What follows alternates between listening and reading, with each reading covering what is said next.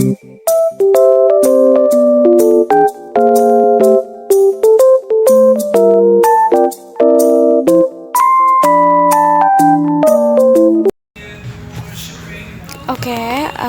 saya akan membahas bab 8, karakteristik perkembangan masa remaja. B. Periodisasi masa remaja atau pubertas remaja awal dan remaja akhir. Masa remaja merupakan salah satu fase dalam rentang perkembangan manusia yang terentang sejak anak masih dalam kandungan sampai meninggal dunia atau lifespan development. Istilah lain untuk menunjukkan pengertian remaja yaitu pubertas.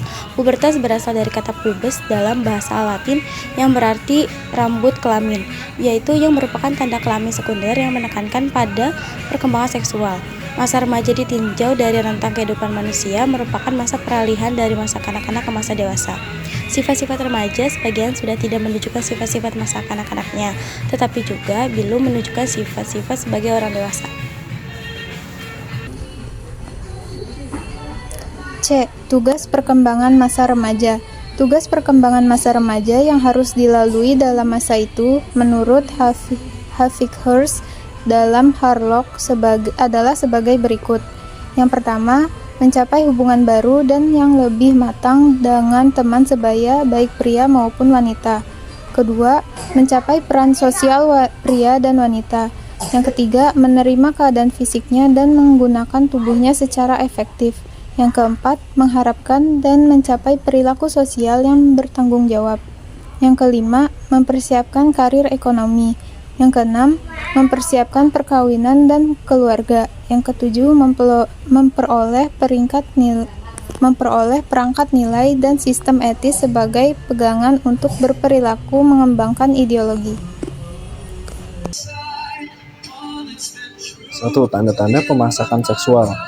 Bersamaan dengan kematangan perkembangan fisik dan juga organ-organ seksual, perkembangan ini menjadi masak. Pada masa remaja ini nampak tanda-tanda perkembangan kematangan seksual primer dan sekunder. Tanda-tanda pemasakan seksual primer adalah pemasakan pada organ tubuh yang langsung berhubung kepada pertumbuhan dan proses reproduksi.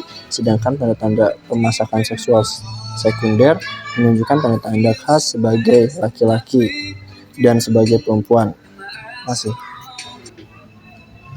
Adapun tanda-tanda kematangan seksual primer pada laki-laki adalah pada penis, testes, dan skrotum. Sedangkan pada perempuan adalah pada rahim dan saluran telur, vagina, bibir kemaluan, dan klitoris. Ada 3 kriteria yang membedakan perkembangan kematangan seksual pada laki-laki dan perempuan, yaitu dalam hal yang pertama pemasakan seksual, yang kedua permulaan pemasakan seksual, dan yang ketiga urutan gejala pemasakan seksual. Selanjutnya yang kedua, perbedaan kriteria pemasakan seksual. Perbedaan kriteria pemasakan seksual menunjukkan bahwa pada perempuan nampak lebih jelas dibandingkan dengan laki-laki.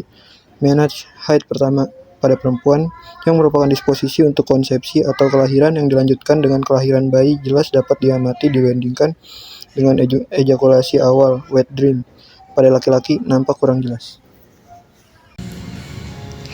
3. Perbedaan permulaan pemasakan seksual. Pada remaja, menurut beberapa penelitian, perbedaan permulaan pemasakan seksual pada perempuan terjadi 2 tahun lebih awal dibandingkan pada remaja laki-laki.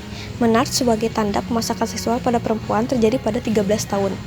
Hubungan antara percepatan pertumbuhan dengan dimulainya pemasakan seksual dimulai lebih akhir bagi remaja laki-laki. Selanjutnya, nomor 4, perbedaan urutan gejala pemasakan seksual.